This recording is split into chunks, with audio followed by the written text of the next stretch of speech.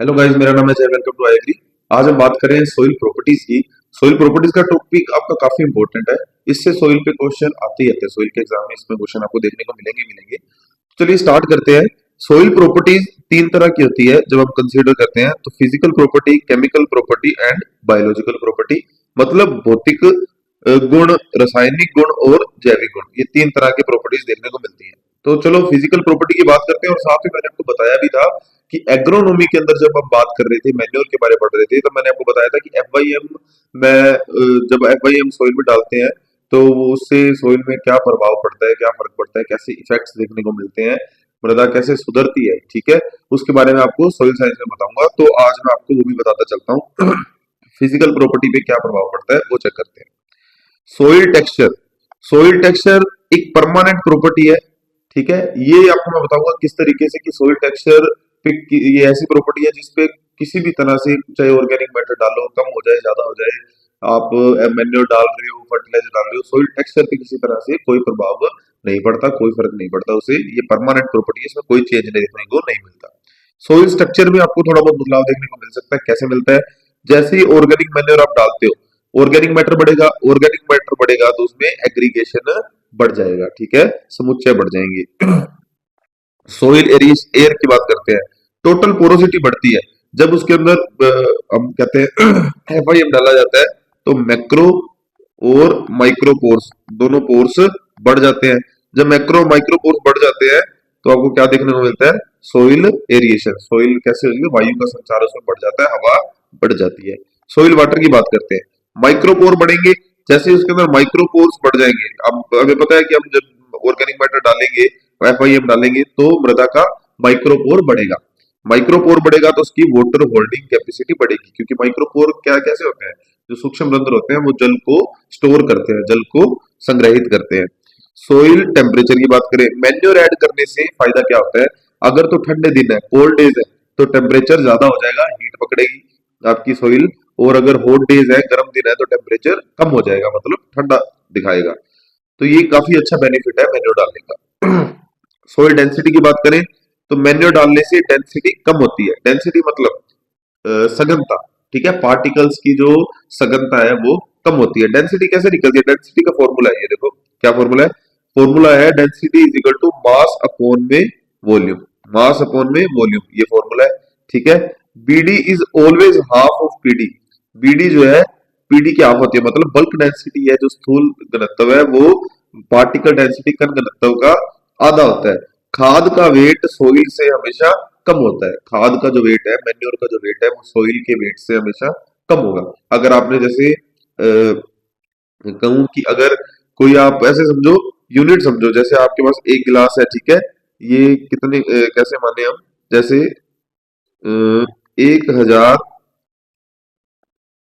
ग्राम की कैपेसिटी, ये तो फिर वेट ही हो गया। चलो हम बात करते हैं कि उसकी लेंथ है जो, वो काफी है। किस तरीके से बताऊं आपको? एक ग्लास है, ठीक है। अब इस ग्लास में जितनी सॉइल डाली है उतना ही हमने सेम साइज की ग्लास में क्या डालेंगे? ऑर्गेनिक मैटर डालेंगे। जब इन दोनों का अलग अलग वेट करेंगे तो ऑर्गेनिक मैटर का वेट सॉइल के वेट से कम होगा। ठीक है, एक सेम यूनिट की बात करें तब। ठीक है, तो खाद का वेट हमेशा कम होता है सॉइल से। नॉर्मल बात ही, वैसे मैंने ज्यादा कॉम्प्लिकेटेड कर दिया, वैसे ही फालतू।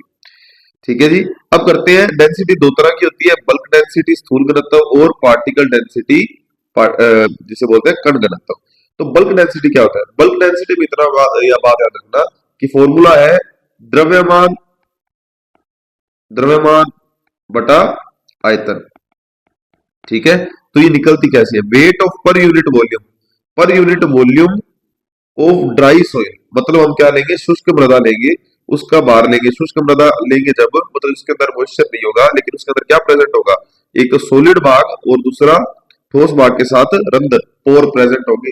ठीक है, इस तरह की सोइल ले ली, उसका भार ले लिया, और कुल आयतन का, ठीक है, भार के साथ आयतन का जो वॉल्यूम है उससे उसको डिवाइड कर दिया, तो हमें क्या जो रेशो मिलेगा वो किसका मिलेगा? बल्क डेंसिटी का मिलेगा। इससे होता क्या है?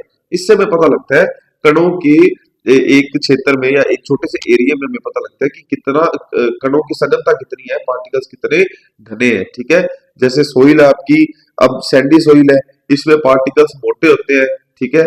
तो इसके अंदर माइक्रोपोर नहीं पाए जाते ज्यादा, ठीक है। तो हम ऐसे अंदाजा लगा सकते हैं कि इसकी सबसे ज्यादा क्या होगी, बल्क डेंसिटी सबसे ज्यादा होगी। इसके अंदर पोर नहीं है तो पोर का वजन नहीं आएगा, सॉलिड भाग का ही वजन आएगा, तो वजन इसका देखा जाएगा तो सैंडी का वजन ज्यादा होगा जब उसको आप वेट करोगे पोर के साथ, ठीक है। सॉलिड पार्ट को पोर के साथ जब आप वेट करोगे तो, ठीक है। तो सैंडी की बल्क डेंसिटी सबसे ज्यादा होती है, फिर सिल्ट की, फिर क्ले की सबसे कम इसलिए क्योंकि क्ले के पार्टिकल्स के साथ उसके अंदर माइक्रोपोर भी पाए जाते हैं, और यहाँ पे क्या होगा, वेट इकट्ठा, हम कह सकते हैं कि पोर और सॉलिड पार्ट का जो वेट है वो एक साथ लेके ड्राई सॉइल में, फिर उसका आयतन के अंदर हम क्या करते हैं, रेशो निकालते हैं, ठीक है, आयतन के साथ इस तरीके से। तो इसकी यूनिट क्या होती है बल्क डेंसिटी की, ग्राम पर सेंटीमीटर क्यूब, और इसे मिलीग्राम पर मीटर क्यूब के नाम से भी जानते हैं। तो ये यूनिट भी काफी ऑब्जेक्टिव टाइप क्वेश्चन में पूछी जाती है।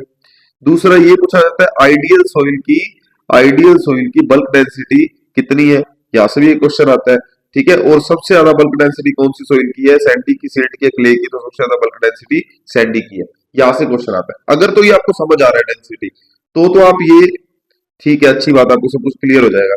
अगर नहीं आ रहा तो ये तीन क्वेश्चन यहाँ पे देख लो, तीन क्वेश्चन यहाँ पे मैंने आपको बताया, यूनिट के बारे, आइडियल सोइल की बल्क डेंसिटी, और कौन सी सोइल की बल्क डेंसिटी ज्यादा होती है, ठीक है जी।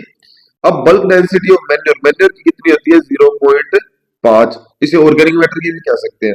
बल्क डेंसिटी और कॉम्पैक्ट सोइल, मतलब जो सब सोइल होती है ना नीचे, सतह के नीचे, जहां पार्टिकल्स काफी घने होते हैं, सघनता से रहते हैं, ठीक है, जहां आपको ऐसे कहते हैं पोर कम हो जाएंगे और उसमें भार ज्यादा होगा, कॉम्पैक्टनेस ज्यादा होगी, सोइल के पार्टिकल्स आपस में ज्यादा गहराई जुड़ाव में देखने को मिलते हैं, वहां पे कहेंगे कि बल्क डेंसिटी कॉम्पैक्ट सोइल की कैसी होती है, 2 ग्राम होती है, 2 ग्राम पर सेंटीमीटर क्यूब। सेंटीमीटर क्यूब क्या है, एक एरिया है, ये सेंटीमीटर क्यूब जैसे, ठीक है। इस सेंटीमीटर क्यूब में कितनी सोइल है उसको निकाल लेते हैं। अब उसका पोर और सॉलिड दोनों का वेट करके, और इसका जो एरिया का आयतन है उसके साथ हम क्या करते हैं, अनुपात निकाल लेते हैं, और उससे हमें मिल जाता है ये रेशो, ठीक है, या परसेंटेज निकाल लेते हैं उसका, ठीक है। वैसे ही पार्टिकल डेंसिटी में क्या होता है, सेम इसी तरीके से होगा, लेकिन यहाँ पे जहां हम पोर स्पेस और सॉलिड को साथ ले रहे हैं, यहाँ केवल और केवल सॉलिड पार्ट को लेंगे, पोर स्पेस को साथ नहीं लेंगे। इसीलिए इसे ट्रू डेंसिटी कहा जाता है, रियल डेंसिटी कहा जाता है, क्योंकि इसके अंदर क्या होता है, केवल और केवल कणों का भार होता है। और इस जब कणों के भार को ओनली करते हैं, एनालाइज करते हैं, मतलब उसका रेशो निकाला जाता है आयतन के साथ, कणों के भार का, सिर्फ केवल और केवल सॉलिड पार्ट का, तो हमें पता लगता है कि अब क्ले का जो पार्टिकल डेंसिटी है, क्ले की सबसे ज्यादा होती है। तो इस तरह से क्वेश्चन आता है कि पार्टिकल डेंसिटी किसकी सबसे ज्यादा होती है, कौन सी सॉइल की, तो क्ले सॉइल की पार्टिकल डेंसिटी सबसे ज्यादा होती है। आइडियल सॉइल की पार्टिकल डेंसिटी कितनी होती है, 2.66 ग्राम पर सेंटीमीटर क्यूब। यूनिट सेम ही रहेगी क्योंकि डेंसिटी की है, यूनिट आपके सामने सेम ही है। तो यहाँ से ये 2 क्वेश्चन बन गए, यहाँ से ये 3 क्वेश्चन बन गए, टोटल 5 क्वेश्चन यहाँ से बनते हैं ऑब्जेक्टिव टाइप, ठीक है। आपको ये लिखना भी पड़ सकता है, तो आप ध्यान रखना। पीडी ऑफ ऑर्गेनिक मैन्योर, हम बात करते हैं कि मैन्योर की कण घनत्व जो है वो कितना होता है, 1.1 से लेके 1.4 ग्राम पर सेंटीमीटर क्यूब, ठीक है, ये रेंज है। और हम इसीलिए कह रहे हैं पीडी इसकी कम है, देखो पीडी कितनी है, 1.1। ऐसे देखा जाए कि 2.65 जैसे आइडियल सॉइल की है, ठीक है, तो पीडी ऑफ ऑर्गेनिक मैन्योर कितनी होगी, 1.1 होगी, तो उससे काफी कम होगी सॉइल। आइडियल सॉइल से पीडी देखो आप ऑर्गेनिक मैटर की, ऑर्गेनिक मैन्योर की काफी कम हो गई, ठीक है। इससे हम कह सकते हैं कि खाद का वेट है वो हमेशा कम होता है सॉइल से, सॉइल का वेट खाद से ज्यादा ही होगा। इस तरीके से थी डेंसिटी, तो ये कुछ है। अब इसमें यही बात थी कि जब आप खाद डालते हो तो बल्क डेंसिटी और पार्टिकल डेंसिटी घटती है, काफी घट जाती है। कारण ये है, एक तो ये हो गया खाद का वेट जो है सॉइल से कम होता है, इसी वजह से घटती है। और दूसरा ये कह सकते हैं कि उसके अंदर पोर्स काफी ज्यादा आ जाते हैं, मैक्रोपोर माइक्रोपोर ज्यादा आ जाते हैं, उसकी वजह से क्या हो जाता है, बल्क डेंसिटी में भी गिरावट देखने को मिलती है। कुल मिला के बाहर में गिरावट ही है एक तरह से। अब करते हैं सोइल टेक्सचर की बात। सोइल टेक्सचर क्या है, मिट्टी में बालू, गाद और चिकनी मिट्टी, मतलब ये जो प्राइमरी पार्टिकल्स होते हैं, प्राइमरी पार्टिकल्स कौन से, सैंड, सिल्ट एंड क्ले, ये जो प्राइमरी पार्टिकल्स है इनका कितना रेशो है एक सोइल में, इनको किस रेशो में रखा गया है या किस रेशो में ये पाए जाते हैं, उसी से ही हमें पता लगता है मृदा की बनावट का, उसी को ही मृदा बनावट कहा जाता है। मिट्टी में बालू मतलब सैंड, गाद मतलब सिल्ट और चिकनी मिट्टी का अनुपात मतलब क्ले का रेशो ही मृदा बनावट या सोइल टेक्सचर है। Soil texture refers to the relative proportion, कितना रेशियो है of soil primary particles sand silt clay in soil, इस तरीके से। अब इसमें बताना चाहता हूं कि सैंड और सिल्ट को स्केलेटन ऑफ सोइल कहते हैं, मतलब सोइल स्केलेटन के नाम से भी जाना जाता है। ठीक है, मतलब ये क्या, ये सोइल का स्केलेटन है, मतलब कंकाल है, ढांचा है। और क्ले को फ्लैश ऑफ सोइल बोलते हैं, मतलब मास। ठीक है, तो इस तरीके से सोइल की पूरी बॉडी डिजाइन हुई है। ये बात आपकी टेक्सचर बता रही है। ठीक है, क्योंकि टेक्सचर में तीनों का पोर्शन होगा। ठीक है, तीनों का आपको अनुपात देखने को मिलेगा, और उसी से हमें पता लगता है कि इस तरीके से एक पूरी की पूरी सोइल बॉडी तैयार हुई है। क्योंकि सैंड और सिल्ट एक स्केलेटन है, इसलिए इसको सोइल स्केलेटन बोला, और क्ले को फ्लैश ऑफ सोइल बोला, और मिलके पूरी बॉडी तैयार हो रही है। और ये देखो, अब वैसे इंडिया में ये नहीं पाया जाता। इंडिया में कौन सा पाया जाता है, ISSS के अकॉर्डिंग चलता है इंडिया में। उसके अंदर सैंड को दो पार्ट में डिवाइड किया है, कोर्स एंड फाइन, जिसके अंदर ये जो रेंज है ये लिखी है 2.0 से 0.2 mm, और फिर 0.2 mm से 0.02 mm, और सिल्ट का था 0.02 mm से 0.002 mm, फिर क्ले का लेस देन 0.002 mm। ऐसे और भी है, जैसे USDA। ठीक है, USDA के अकॉर्डिंग हम बात करें, इसके अकॉर्डिंग ये तो होगा ही, और काफी तरीके से डिफाइन किया है, कोर्स, वेरी कोर्स, ऐसे करके सिल्ट को। लेकिन इसके अंदर एक मेन आता है, लेस देन 0.0005 mm वाले पार्टिकल को हम किस में कंसीडर करते हैं, कोलोइड्स में। ठीक है, कोलोइड्स क्या होते हैं मैं आपको आगे आने वाली क्लास में बताऊंगा। ठीक है, लेकिन आप याद रखना कि कोलोइड्स 0.0005 mm से कम पार्टिकल हो, साइज छोटा हो, तो वो कोलोइड कंसीडर किया जाता है। ये USDA के अकॉर्डिंग है। बाकी ये इंडिया में चलता है, जो मैंने अभी बताया आपको 4 पार्ट में, ISSS के अकॉर्डिंग। ओके, अब चलते हैं टेक्सचर क्लासेस। टेक्सचर क्लासेस कितनी होती है, टोटल 12 होती है। Sandy, loamy, clayey, sandy loamy, clayey loamy, silty loamy. ठीक है, क्लेई सिल्टी, सिल्टी क्लेई, इस तरीके से करते करते 12 है टोटल। ठीक है, अब ये यहाँ पे पता लगता है कि 12 कैसे हैं। इनको क्लासेस यहाँ पे बांटा है इस ट्राइंगल में। जैसे यहाँ पे 2 पार्ट हो गए, ये तीसरा पार्ट, ये 4th पार्ट, ये 5th पार्ट, ये 6th पार्ट, ये 7th, 8th, 9th, 10th, 11th, और ये 12th। 12 वर्ड। ये आप ट्राइंगल जब सर्च करोगे ना गूगल पे, तो आपको दिख जाएगा अच्छे से। ठीक है, इसके अंदर सारा कुछ लिखा हुआ है, सारे के सारे पार्ट लिखे हुए हैं। इस पे ज्यादा क्वेश्चन नहीं आएगा, एक आधा 2-3 लाइनों का पूछ ले तो पूछ ले। ठीक है, बाकी बात करते हैं यहाँ पे सैंडी, सिल्ट, क्ले, लोमी। अभी जैसे टेक्सचर में बताया हमें, क्या बता रहे हैं कि सैंड, सिल्ट, क्ले का रेशियो है, अनुपात है, उसी को ही हमने क्या कहा, मृदा बनावट का, सोइल टेक्सचर का। अब देखते हैं सैंडी के अंदर ये रेशियो कैसा है। सैंडी के अंदर मिनिमम सैंड पार्टिकल 70% पाए जाते हैं, मतलब टोटल तीनों का रेशियो पाया जाएगा, और उसके अंदर मिनिमम सैंड पार्टिकल अगर 70% पाए जाएंगे, तब वो सोइल हम सैंडिंग में कंसीडर कर लेंगे। अगर ये 70% नहीं पाए जा रहे, ये 70 नहीं पाए जा रहे सपोज, और ये 60 पाए जा रहे हैं, और क्ले के 40% पाए जा रहे हैं, तो उस सोइल को हम क्ले बोल देंगे। क्योंकि क्ले पार्टिकल्स, अगर मिनिमम क्ले पार्टिकल्स 40% पाया जाएगा, तो उसे हम क्ले सोइल कंसीडर कर लेते हैं। सिल्ट में 80% सिल्ट पार्टिकल्स होंगे, तो उसे सिल्ट सोइल कंसीडर किया जाता है, इस तरीके से। और लोमी में करेक्टरिस्टिकली सारे इक्वली होते हैं, करेक्टरिस्टिकली। जैसे सैंड के 30 to 50% है, सिल्ट के 30 to 50% है, क्ले के 0 to 20% है। अगर क्ले का पोर्शन बढ़ता है, तो वो क्ले सोइल की तरफ जाने लग जाएगी, वो सोइल क्ले ही होने लग जाएगी। लेकिन इनका करेक्टरिस्टिक अगर बात करें, करेक्टरिस्टिकली बिल्कुल इक्वल दिखते हैं लोमी में, इसलिए सबसे उपयुक्त, सबसे परफेक्ट फिट क्रॉप प्रोडक्शन के लिए लोमी सोइल को माना जाता है। ठीक है जी, अब आप बात करते हैं इंपोर्टेंस ऑफ सोइल टेक्सचर की। बात करें मृदा बनावट का क्या महत्व है, तो ये वाटर होल्डिंग, जल धारण क्षमता, aeration, root penetration, nutrient availability, crop sustainability, loam soil is best for agriculture. ये बस ठीक है, कैसी स्ट्रक्चर होगी और स्ट्रक्चर से हमें क्या क्या इंपॉर्टेंस है, होता क्या, अच्छी स्ट्रक्चर होने से ये फायदे होते हैं, जो मैं ऊपर आपको ऑर्गेनिक मैटर में, जैसे मैंने फायदे बताए आपको कि ऑर्गेनिक मैटर ऐड करने से ये फायदे होते हैं। उसी तरीके से अगर अच्छा टेक्सचर होगा तो ये फायदे आपको सेम देखने को मिलते हैं। ठीक है, पार्टिकल साइज एनालिसिस करते हैं, इसके कई मेथड है। इसके मेथड है जैसे कि मैकेनिकल एनालिसिस करना, हाइड्रोमीटर मेथड, पिपेट मेथड। ठीक है, अब इसके अंदर जो मेन आपका क्वेश्चन पूछा जाता है, ठीक है, क्योंकि हमने डिटरमाइन करना है कि कितना सैंड का परसेंटेज है, कितना सिल्ट का, कितना क्ले का, हमें टेक्सचर को एनालिसिस करना है। ठीक है, उसके लिए स्टोक्स लॉ का यूज किया जाता है। स्टोक्स लॉ क्या बताता है? स्टोक्स लॉ एक बंदा था जीजी स्टोक, मैकेनिकल एनालिसिस करता है। ठीक है, मैकेनिकल एनालिसिस के लिए किसका कौन सा नियम यूज करते हैं हम? स्टोक लॉ, जो दिया था जीजी स्टोक ने। ठीक है, ये क्या कह रहा है बंदा?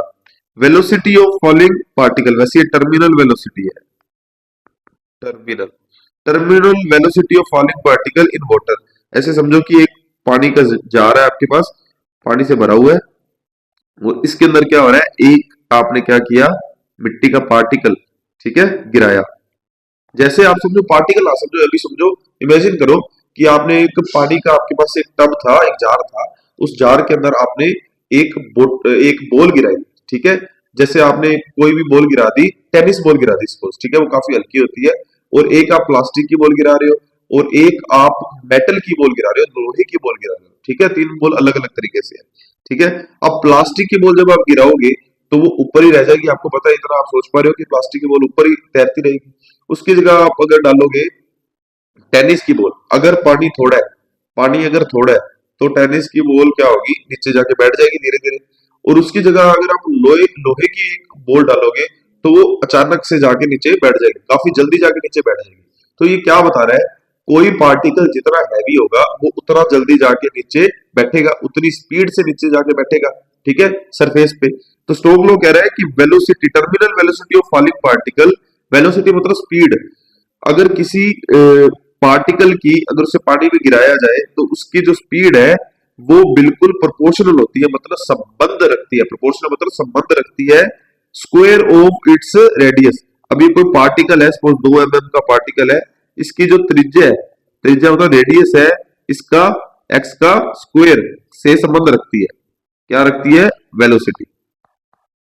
ये कह रहे हैं कि अगर कोई कण जितना मतलब स्पीड से जा रहा है, वो उसकी जो त्रिज्या है उसका स्क्वायर से संबंध रखती है। अगर उसका पार्टिकल साइज बढ़ता रहेगा, पार्टिकल साइज बढ़ता रहेगा मतलब त्रिज्या बढ़ती रहेगी, तो आप उसका स्क्वायर निकाल के आप बता सकते हो कि वो कितना जल्दी नीचे बैठेगा।